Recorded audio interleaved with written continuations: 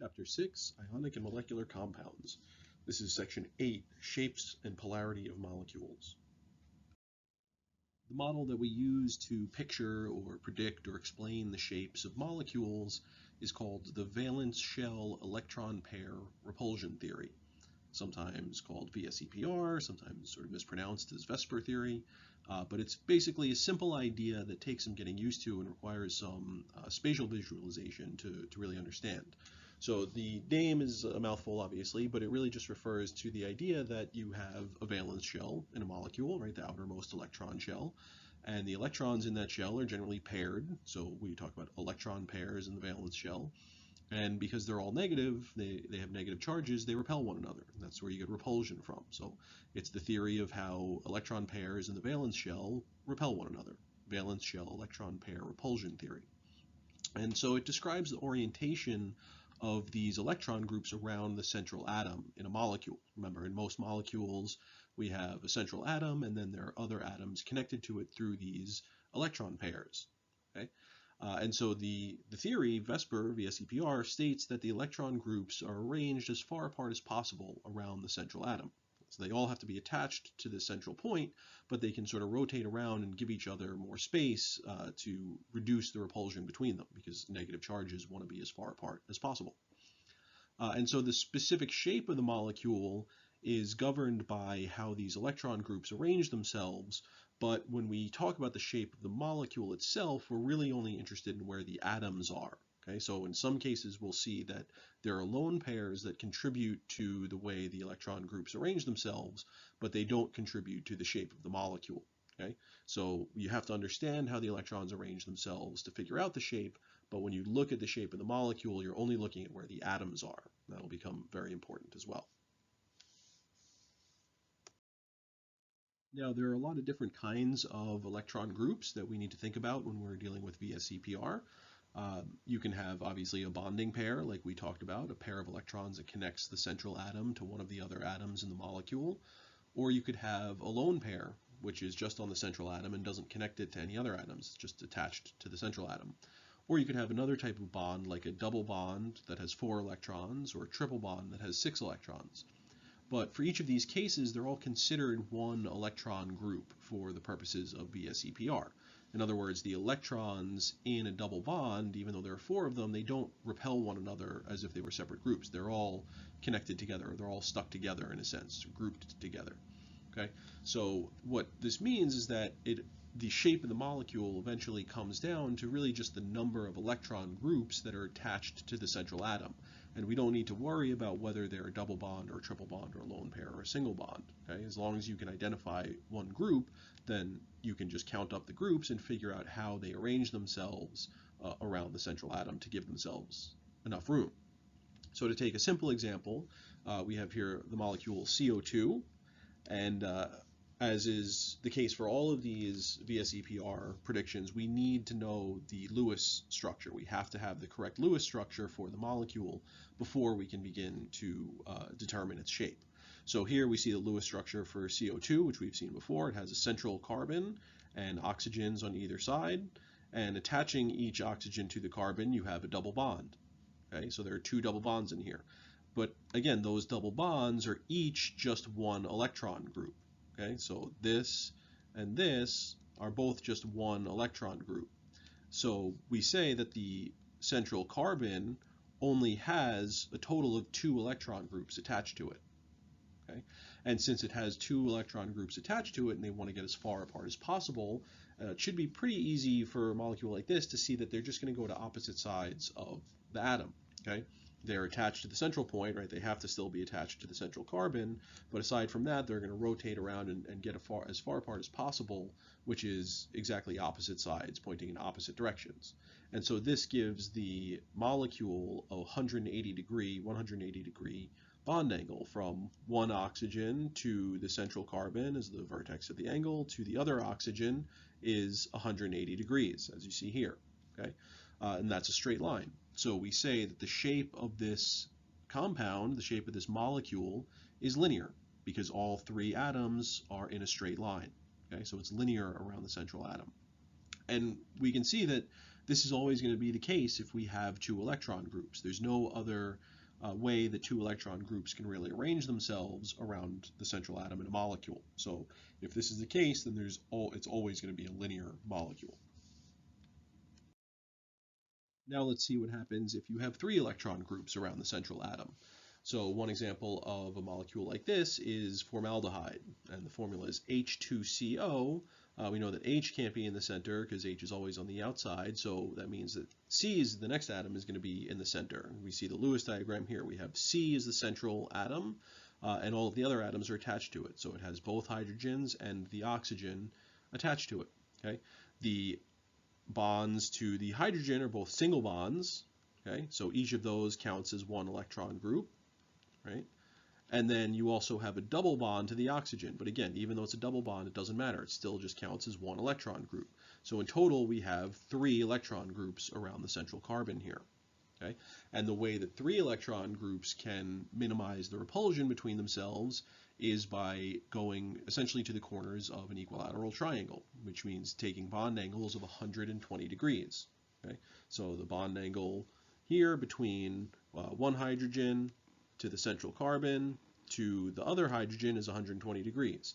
But again, it's an equilateral triangle, so the angle from the oxygen to the carbon to one of the hydrogens is also 120 degrees. Okay? And the other one is also 120 degrees. Okay? This makes them evenly spaced so that there's no extra repulsion or extra force between any two of the electron groups. Okay? So this shape of this molecule is called trigonal planar. Okay? A lot of students try and write triangular or triangle planar or something like that, but the word is trigonal. It's not something that you're going to hear in very many other contexts. I've never heard of it outside of VSEPR, in fact. But it's trigonal planar. It's trigonal because it basically has a sort of a triangular shape, a threefold symmetry, and planar because all 4 atoms in the molecule are still in the same plane. Okay, so in the last one, they were all in the same line, so we called it linear. Now they're all in the same plane. Okay, so if you're looking at this on your screen or a piece of paper or whatever, all of the atoms are flat, and that's how they are. It's not suppressing any three-dimensional shape here. That's how it looks. Here's where it starts to get a little bit complicated, because with 2 electron groups around the central atom, which we saw in the first slide, there's only one possibility. It has to be a linear molecule. But with 3 electron groups around the central atom, there's another possibility. It doesn't have to be trigonal planar. The electrons will always sort of adopt that trigonal planar geometry, but the molecule itself is not necessarily going to be trigonal planar, because when you have 3 electron groups, there's the possibility that one of those is actually just going to be a lone pair. Okay? So in this example, we have sulfur dioxide. Here is the Lewis diagram for sulfur dioxide. You have sulfur in the middle. You've got 1 electron group as a single bond to one oxygen. You've got a double bond to the other oxygen. That's a 2nd electron group. And then you also have the lone pair here. And so that's a 3rd electron group. 1, 2, 3. Just as an aside, you can draw another resonance structure for sulfur that has double bonds to both oxygens and an expanded octet around sulfur, because sulfur is able to do that. Even in this case, you still get 1, 2, 3 electron groups. And so in general, if you're able to draw multiple Lewis structures or resonance structures for a molecule, those resonance structures will all have the same number of electron groups. If there's a case where they don't, then that's going to be a lot more complicated. We're not going to worry about that. So that's just an aside. But getting back to this, we see that we have 3 electron groups. And so just like in the previous slide, the 3 electron groups are going to get as far apart as possible by going to the corners of a triangle and by taking this trigonal planar geometry, right, where each bond angle is 120 degrees. The difference here is that you only have atoms at the central position and 2 of the other positions. Okay, there's no atom on top because you have a lone pair. The lone pair does not connect to an atom. So the lone pair still is there and it still repels the other electron groups. But when you look at the atom, when you look at the molecule and where the atoms are in the molecule, you're only seeing the sulfur and the 2 oxygens. And so you don't see that trigonal planar structure. Instead, what you just see is 3 atoms that are not quite in a straight line. They're bent. Okay? And so this geometry, molecular shape, or molecular geometry is called bent. Okay, so this is very important to understand because this is the first time where we see a difference between the electron geometry and the molecular geometry. So the electron geometry, you may see this term used, that refers to how the electron groups arrange themselves, but it is not the same as the shape of the molecule or the molecular geometry of the molecule. So the electron geometry and the molecular geometry are not the same. The molecular geometry is another way of saying the shape. Okay, so be very careful about this. Now at this point we get to the next case where we have 4 electron groups around the central atom. And the best example of this, the sort of archetypal example of this, is methane, CH4, where you have a central carbon atom and then 4 hydrogen atoms attached to it. In this case, all of the electron groups are single bonds, okay? Two electrons in a bond. And so you have 4 electron groups that need to arrange themselves around the central atom. If you're looking at on a flat surface, a screen or piece of paper like this, it looks, the way we draw it is typically that it looks sort of like a square. But that's not really how it goes, because in real life, the molecule is not confined to a flat surface. It can adopt a shape in 3 dimensions. So the 3-dimensional shape that has equal distances between 4 different corners is called a tetrahedron. And so the shape of this molecule is called tetrahedral, okay? Or I should say the shape that the electrons take when they repel one another is a tetrahedral shape. And in this particular case, since each electron group ends in an atom, the atoms also end up at the corners of a tetrahedron. And so the molecular shape is also the tetrahedral shape. It's the same as the electron geometry. So the bond angle here is 109 degrees. Okay, you might need to remember that, and it will come in handy. And so this has both tetrahedral electron geometry and tetrahedral shape or molecular geometry. Okay? So you can see when you don't have any lone pairs on the central atom, then your electron geometry is the same as your shape. But if you do have lone pairs, then it can be different. You need to think about how it's different. Here's an example where you, again, have 4 electron groups around the central atom, but in this case, we have a lone pair. So ammonia is NH3, you have a central nitrogen and 3 hydrogens around it. The lone pair on the nitrogen counts as 1 electron group, and then each of the 3 bonds counts as 1 electron group. So that's a total of 4 electron groups. And so again, the 4 electron groups go to the corners of a tetrahedron, with the nitrogen in the center of this sort of solid shape here. Okay? But when we look at the molecule itself, it is not tetrahedral. Okay? You might think it looks tetrahedral because it has sort of a similar pyramidal structure, but it's not even in the same way. The distance between 2 hydrogens is different from the distance from a hydrogen to a nitrogen, for instance. So it doesn't have the same symmetry that the CH4 has. Instead, it has what we call a trigonal pyramidal symmetry or shape. Okay? So the electron geometry is still tetrahedral. Electron geometry is still tetrahedral. I'm just going to abbreviate that. Whereas the molecular geometry, which is the same as the shape, is trigonal pyramidal. Okay? This is different from trigonal planar. Right? When we saw before, when we had 3 electron groups, you have a central atom and then 3 groups around it like that.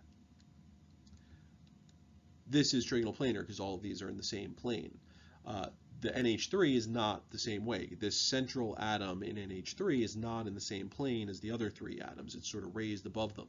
And so it's sort of at the tip of a pyramid. Okay? And that's why it's called trigonal pyramidal rather than trigonal planar. Okay? Another thing to note here is that this last way of drawing the molecule is intended to sort of convey some of the 3-dimensional shape of the molecule without requiring too much in the way of artistic ability. So what you have is the central atom, and then if you want to show that there are 3 atoms coming off of it that are not in the same plane, then one of them you draw as a regular bond, and then the other 2 you have a wedge bond and a dash bond. Okay? So when you use the wedge and the dash bonds, you should always use them together. There should always be, if there's one coming out, there's one going in. So the wedge bond indicates that this hydrogen is sort of pointing out of the plane of the page at us, whereas the dash bond indicates that this hydrogen is receding into or going into the plane of the page, right? It's behind the page. Okay? So this is, again, just to convey some of the three-dimensional structure of the molecule. So you should get used to using this. And then with 4 electron groups, we have even another possibility, right? It may not be just that one of these electron groups is a lone pair, but in the case of water, 2 electron groups are lone pairs. And then you have 2 bonds. So that's a total of 4 electron groups, but 2 of them are lone pairs, right? 2 lone pairs. And so what happens is, again, you still get the tetrahedral electron geometry, but now in this case, 2 of the corners of the tetrahedron are not really atoms. They're not, there's nothing there. So that doesn't look like part of the shape of the molecule. When you look at the molecule, all you see is the oxygen and the 2 hydrogens. Okay? So all you see is this shape, right? Which is also shown here. And so this is also a bent shape. Okay? We saw before that you could have a bent shape from a trigonal planar electron geometry, where one of the corners is a lone pair, right? And in that case, you get this trigonal planar, or excuse me, you get this bent molecular shape from a trigonal planar electron geometry. So this is another way that a molecule might end up with a bent shape. It has a tetrahedral electron geometry, but 2 lone pairs, and those 2 lone pairs again force the bonding pairs out of a straight line and into this bent shape. Okay, and so you end up with something like this. And again, you can show the water molecule with the wedge and the dash bond, but you can also often just depict it like this to show that the bend is there if everything's flat against the paper. Okay, so you wouldn't want to really draw water like this, though. That's okay for a Lewis diagram, as long as you get your lone pairs in there. But it doesn't really accurately reflect the shape of the molecule. Water is not a linear molecule. This chart is very useful because it really summarizes everything from the previous slides that we were just talking about. Okay, so you don't need to go through all those slides and comb through them to figure out which your molecule corresponds to. You can just refer to this chart. And the way that you use it is, first you have to count the electron groups. Well, first you have to have a correct Lewis diagram for your molecule, right? Like I said, that is very important. That's the foundation that all of this is built on. So if your Lewis diagram is wrong, you have the wrong number of electrons or lone pairs, then you're going to get the wrong answer. Okay, so, but assuming you have that, then the next thing that you need to do for VSEPR is count the electron groups. Okay, if you have 2 electron groups around the center, that's very easy because this is the only row with 2 electron groups, and so your electron geometry will be linear and your molecular shape will be linear with a bond angle of 180 degrees. Okay, then you're done. So if it's 2 electron groups, it's easy. This is your only possibility. Okay, so it's giving the example of CO2 here. If you have 3 electron groups, there are 2 rows that are possible, right? You might have 3 bonded atoms and no lone pairs, or you might have 2 bonded atoms and 1 lone pair, right? So the number of bonded atoms and the number of lone pairs, these 2 columns are always going to add up to the number of electron groups, because those are the only 2 kinds of electron groups we're talking about. So if you have no lone pairs, then it's trigonal planar. Okay? If you have 1 lone pair, then it's bent. Okay? You might be asking what happens if you have 2 lone pairs, right? If you have a trigonal planar electron geometry and 2 lone pairs, but in that case you would just get this and you would ignore this, and you really just have 2 atoms. And if you have 2 atoms are always going to be linear. Okay? So this diagram, this chart rather, and the previous discussion sort of ignores that possibility. That's why the linear one doesn't have the possibility of 1 bonding group or 1 electron group being a lone pair. It's just irrelevant because once you only have 2 atoms, you know it's linear. So, but back to the chart, these are your 2 possibilities for a trigonal planar electron group geometry from 3 electron groups. You can either be bent or have a trigonal planar shape. Okay, and then again, you have your 2 examples over here. So again, the first thing you do is count the number of electron groups. Say you have 4 electron groups. Well, then you have these 3 possibilities, these 3 rows. Okay. So the next thing that you need to do basically is count the number of lone pairs. You can either count lone pairs or the number of bonded atoms. You'll get the same answer either way. You can figure it out the same either way. If you have no lone pairs, then the electron geometry is the same as the molecular geometry. Okay. Again, that's the case for all of these. If you have 0 lone pairs, trigonal planar is trigonal planar. If you have 0 lone pairs, then linear is linear. Okay? It's only if you start to have a lone pair that the electron geometry is now different from the molecular geometry. So 4 electron groups, 1 lone pair, the tetrahedral electron geometry becomes a trigonal pyramidal shape because you're essentially getting rid of this last corner of the tetrahedron. And if you have 2 lone pairs, then the tetrahedral geometry becomes just bent because you've gotten rid of 2 of the corners of the tetrahedron. Okay? So this chart, again, can really help you answer all these questions. As long as you know how to use it, it's a very useful chart. Okay?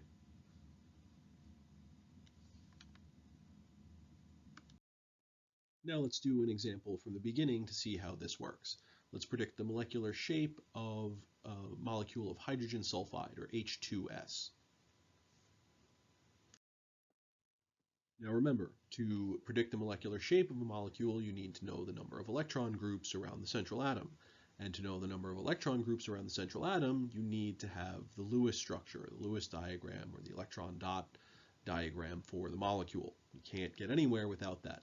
So the first thing we'll do is construct a Lewis structure for hydrogen sulfide.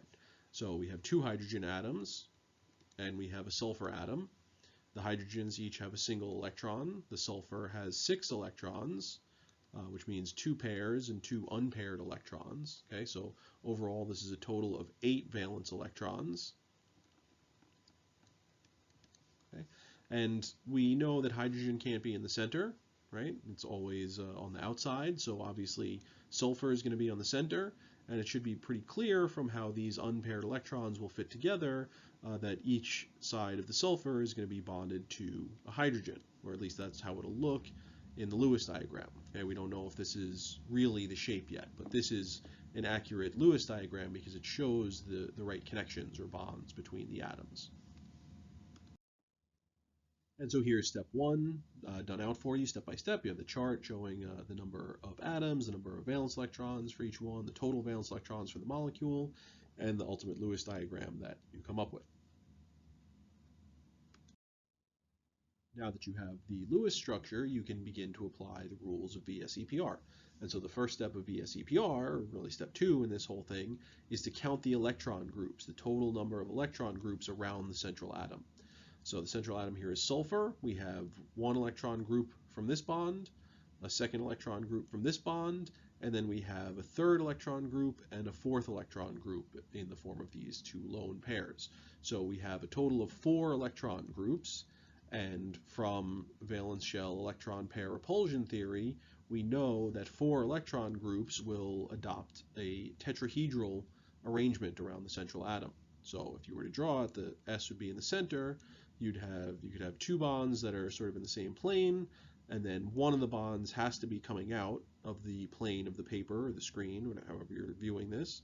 And so that would be a wedge bond, and then one has to be going back, and that would be a dash bond.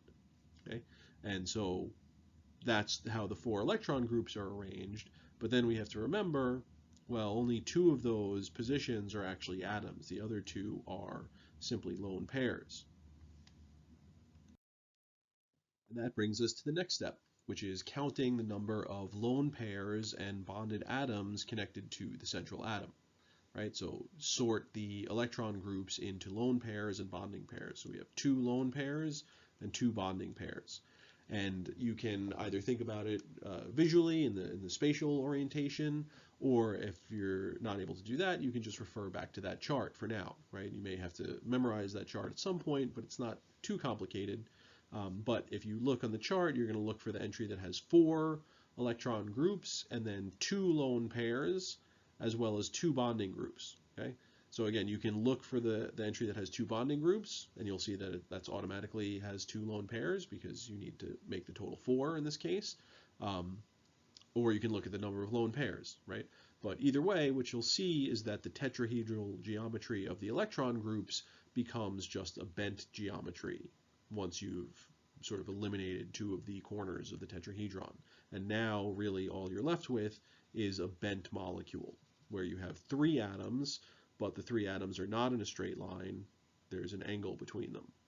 Okay? And the angle between them, right, this bond angle here, is the bond angle that comes from the underlying tetrahedral geometry of the electrons. And so this bond angle is 109 degrees. Okay? If there was another molecule where it came from a trigonal planar electron geometry and turned out to be bent, then it would be 120 degrees. So when you think about the bond angle in a molecule, that's when you also have to know the electron geometry. But as far as just describing the shape, we can call this bent. Okay? And then you're done. Let's do a few more examples. This problem wants us to state the number of electron groups and lone pairs, and then use VSEPR theory to determine the shapes for the following molecules. We have PF3, phosphorus trifluoride, H2O, which is water, and CCl4, which is carbon tetrachloride. So the first thing that we need to do, it says, find the number of electron groups. But before we can do that, remember, we need to draw an accurate Lewis diagram for each of these groups. So let's go ahead and do that. Here are those Lewis diagrams. I'm not going to go through drawing each one because we've already dealt with that, but you have the answers here if you want to try it yourself so that you can see that you get the right structure. Once you have the Lewis diagram, then it's a simple matter of counting electron groups. So for PF3, we have 1, 2, 3 bonds and a lone pair. So that's a total of 4 electron groups. For water, we have 1, 2 bonds and 2 electron groups. So that's also 4 electron groups. And for CCl4, we have 4 bonds. No lone pairs around carbon, but 4 bonds, and so that's also 4 electron groups. So all of these molecules actually have 4 electron groups around them. Once you know how many electron groups you have around the central atom, the next step is to understand how those electron groups are going to arrange themselves in 3 dimensions to form the electron geometry. Remember, the electron geometry is not the final shape of the molecule, but it is an essential step to get there. So each of these has 4 electron groups. Each molecule has 4 electron groups around the central atom. So we're going to get the same geometry for all of them. Okay? You can either remember the chart, or you can think about it spatially, or you can refer to that chart. If you're good with spatial visualization, then you can remember you have the central atom, and then you have the 4 electron groups which are going to arrange themselves this way, which are at the corners of a tetrahedron. So each of these 3 molecules has a tetrahedral electron geometry. Okay, just to emphasize that. This is the electron geometry, not the molecular geometry, not the shape, but the electron geometry, which is tetrahedral. Then, to figure out the shape, you need to know how many lone pairs or how many bonded atoms you have on the central atom. Okay, you can use either one or both of them together. They're sort of complementary. If you have 3 bonded atoms, then you must have 1 lone pair if you're talking about 4 total electron groups. And so in that case, with 1 lone pair, it's a trigonal pyramidal shape. In the case of water, you have only 2 bonds and therefore 2 lone pairs, and so that ends up with a bent molecular shape. And then in the last case, when you have no lone pairs, remember, if you have no lone pairs, then the molecular shape is the same as the electron geometry. So the electron geometry is tetrahedral. With no lone pairs, the molecular geometry, or the shape, will also be tetrahedral. Now that we know how to draw or predict the shapes of these molecules, we can begin to talk about the polarity of a molecule. The polarity is a concept that we introduced when we were talking about bonds, right? If you have a bond where there's excess negative charge on one end of the bond and residual positive charge on the other end of the bond, then we say that that bond is polar. And that occurs because one of the atoms is more electronegative than the other, and so it pulls the electrons closer to itself. If the electron density is uniformly distributed throughout the bond, then we say that the bond is nonpolar. And so this basic idea also applies to the molecule as a whole. Okay? If the molecule has a buildup of negative charge on one side or one region of the molecule as opposed to another region, which is more positive, then we would say that that molecule is polar. Whereas if the molecule has, again, a uniform distribution of electrons, then we say that the molecule is nonpolar. The complication is that for a molecule, you need to know the polarity of the bonds in order to figure out the polarity of the molecule, but they're not always the same. Okay, so we'll see that in a moment. But the basic idea is that you can have polar molecules and you can have nonpolar molecules. Now, for nonpolar molecules, there are really two ways that you can have that happen, that you can have a nonpolar molecule. The simplest way is if all of the bonds within the molecule are nonpolar. Okay, so if all of your bonds are nonpolar, then there's no way that they can add up or contribute to one another to become polar, right? They're all zero, so you can't add a bunch of zeros and get anything else. So the simplest examples of this are some of the diatomic gases, hydrogen gas, chlorine gas, and oxygen gas, right? For each of these, you have just two identical atoms connected by a bond. Since the atoms are the same, they have the same electronegativity, they pull on the electrons in the bond with the same strength, and so you end up with a uniform distribution of electrical charge throughout the whole bond, and since the molecule really only consists of that one bond, the molecule itself is also nonpolar. Okay, so if you only have one bond and the bond is nonpolar, then it has to be nonpolar. It's a very simple example. But you can think of a little bit more complicated example, right? Say you have methane, which is CH4. Okay? It has this sort of tetrahedral structure, but really it doesn't even matter what this structure is. We know that the carbon-hydrogen bond is nonpolar. Okay? That was basically the exception that we needed to remember, where there are two different atoms, but they happen to have similar electronegativities, and so the carbon-hydrogen bond is nonpolar. So if all four of these carbon-hydrogen bonds in this molecule are nonpolar, then overall the total molecule also must be nonpolar. Okay? So again, the first way that you can have a nonpolar molecule is if all of the bonds are nonpolar. That's sort of the simplest case you can think of. The other way that you can have a nonpolar molecule is if you do have polar bonds, right? But they cancel out due to a symmetry in the molecule. Because they're arranged symmetrically, they pull on the electrons in different directions in such a way that it cancel each other out. The electrons become uniformly distributed. The easiest example of that is something like carbon dioxide. We know that carbon dioxide has a linear geometry. With CO, right, the CO bond in carbon dioxide is very polar. It has a dipole pointing towards the oxygen, because oxygen is a very electronegative atom. So here, in this double bond on the right-hand side, you have a dipole pointing to the right, towards the right-hand oxygen.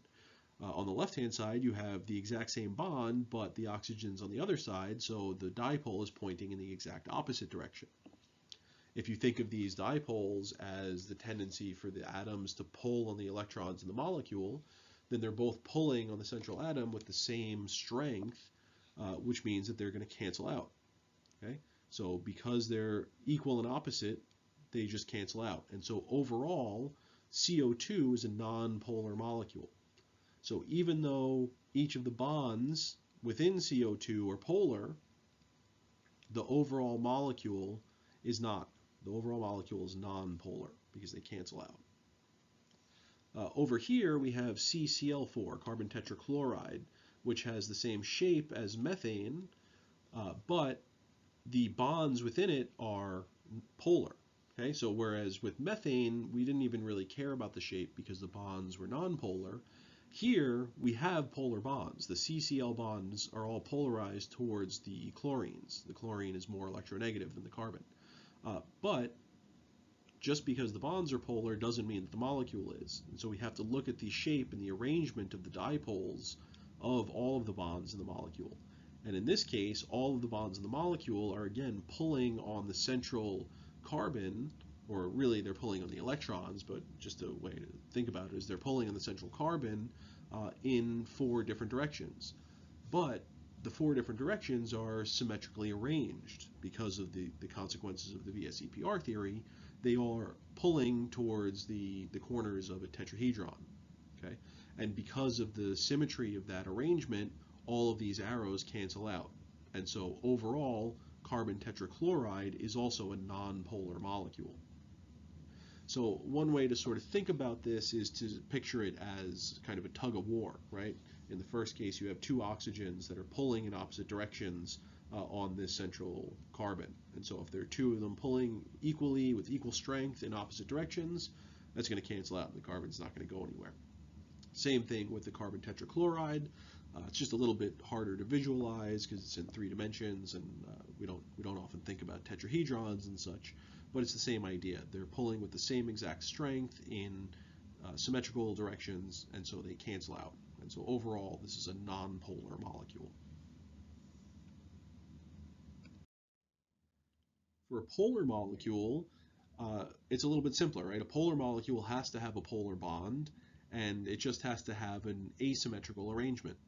So a simple molecule like HCl is polar because it really only has the one bond in it. And we already saw that the HCl bond is polar, right? Cl is more electronegative than hydrogen, so you have this dipole. Since that's the only bond in the molecule itself must be polar. Okay? So the chlorine end of this molecule will have a negative charge and the hydrogen end will have a positive charge. Okay? So the electrons are shared unequally in this bond, and therefore one side of the molecule is more negative than the other. To give a slightly better example or a more complicated example, we can look at the polarity of a molecule like H2O.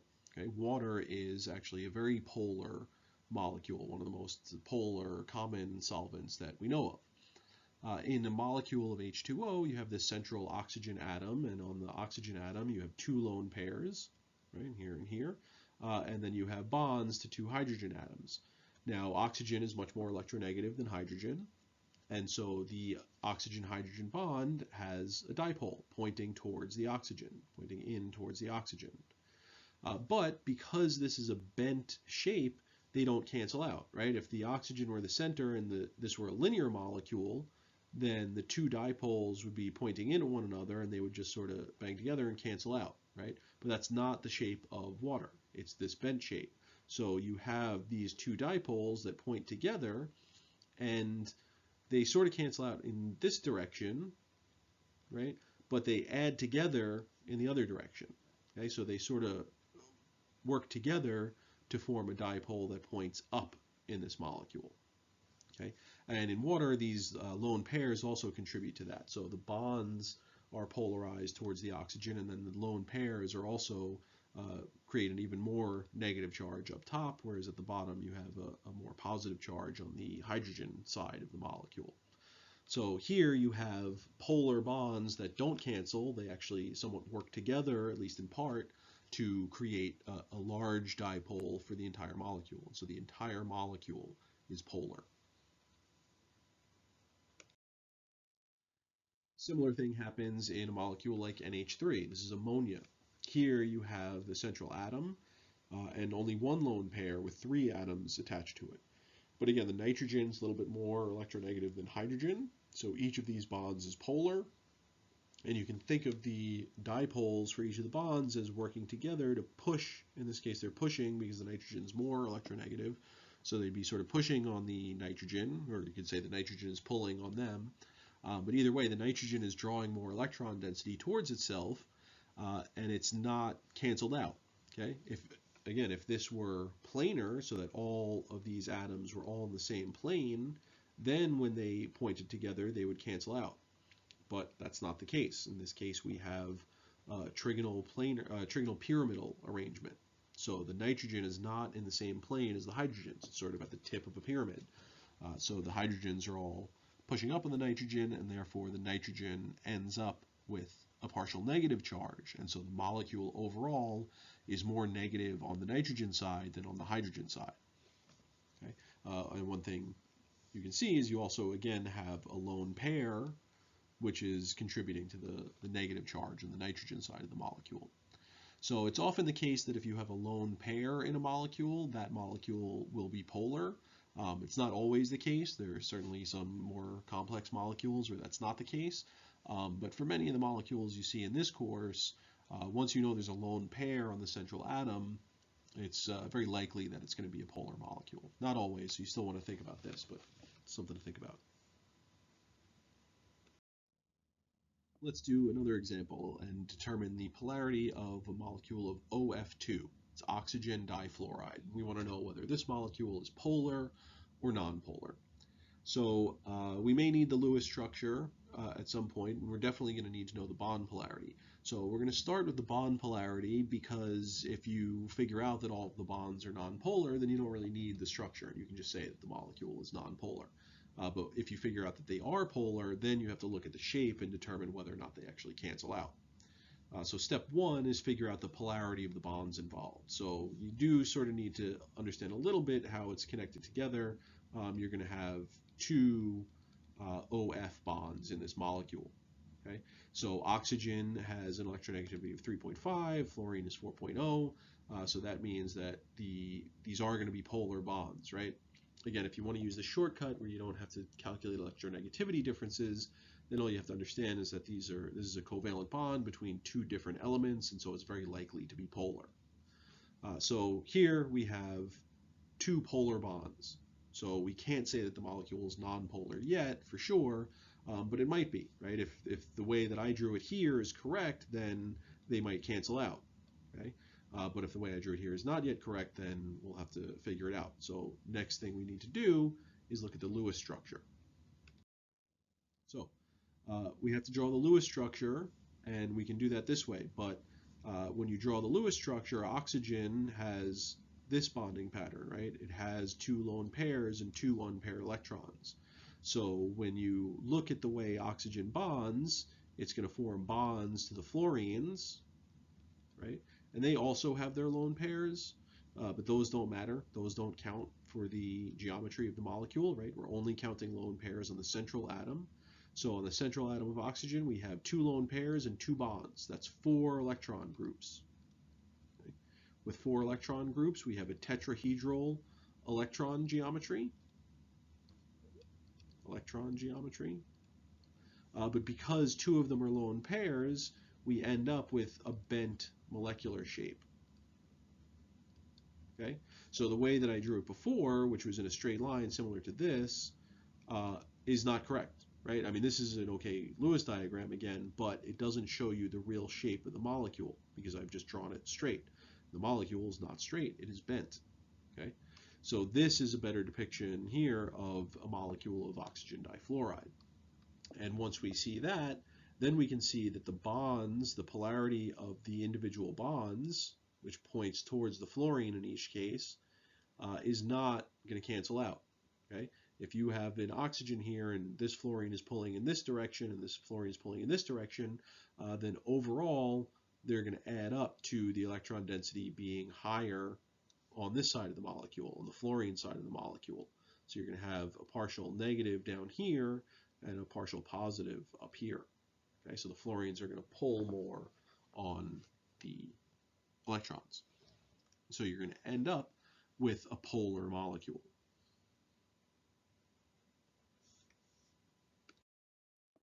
All right, let's look at a few more examples. So we have 3 molecules here, 3 compounds, and we want to know whether these are polar or nonpolar. So we have PBr3, phosphorus tribromide, we have HBr, and we have CH4.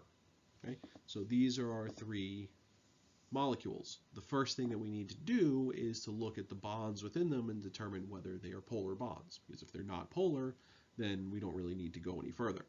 So the first step is look at the bond polarity. Here they show you that they actually found the electronegativity for the atoms involved. But again, I'm not going to bother with electronegativity differences. I'm just going to say if you have a bond between P and Br, that's two nonmetals, excuse me, that must have different electronegativities, and so this is likely to be a polar bond. Okay, so they got the same answer based on their calculation of the electronegativity differences. HBr, similar. You have a bond between hydrogen and bromine. They're two nonmetals that have different electronegativities, so we're going to assume that this bond is polar. Okay. For the last one, CH, the CH bond was the exception that we learned, where this is nonpolar. Even though they're different nonmetals, this is going to be considered a nonpolar bond, and you can see they have very similar electronegativities, 2.5 and 2.1.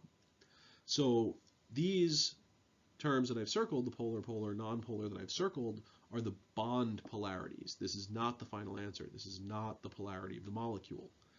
Well, except in the case of C, because once we know that C is composed only of nonpolar bonds, then we know that C must be a nonpolar molecule. Okay, we don't even really need to look at the shape of it to figure that out. All of the bonds in CH4 are nonpolar, therefore the molecule is nonpolar. Okay, so we're actually done with C, with methane. For the others, we do have polar bonds, and so we do need to look at the shapes of them. For PBr3, we can draw the Lewis diagram. We find that it has 4 electron groups around the central phosphorus. One of those electron groups is a lone pair, and so that is going to cause this to adopt a, well, it's going to have a tetrahedral electron geometry, but because it has a lone pair, it's going to be a trigonal pyramidal shape. Okay? And trigonal pyramidal is often have this electron pair at the top, and so they tend to be polar. But if we look at it, we're going to have 3 polar bonds where the bromines are pulling on the electrons more strongly than the phosphorus is. So all of these bromines are pulling on the phosphorus, but they're not all pulling in opposite directions. They're all sort of pulling down from the tip of this pyramid. And so the phosphorus itself is left with less electric charge, less negative electric charge, and the bromines have excess electric charge. So this molecule ends up being polar. Okay? And the dipole for the molecule overall basically points downwards from the phosphorus to the center of the base of the pyramid. So this is a polar molecule because its polar bonds do not cancel out. In HBr, it's even simpler, right? HBr, this is the Lewis diagram. The only bond in here is the central bond, the bond between H and Br. So since that bond is polar, then the molecule must be polar. Okay, you don't really have to consider too much more than that. One thing to note is, again, even though you have all these lone pairs on bromines here and in this molecule, those don't really contribute to well, they don't affect the shape at all, and we typically don't even need to consider them when we're thinking about the polarity of the molecule. It's only the arrangements of the bonds that we need to worry about.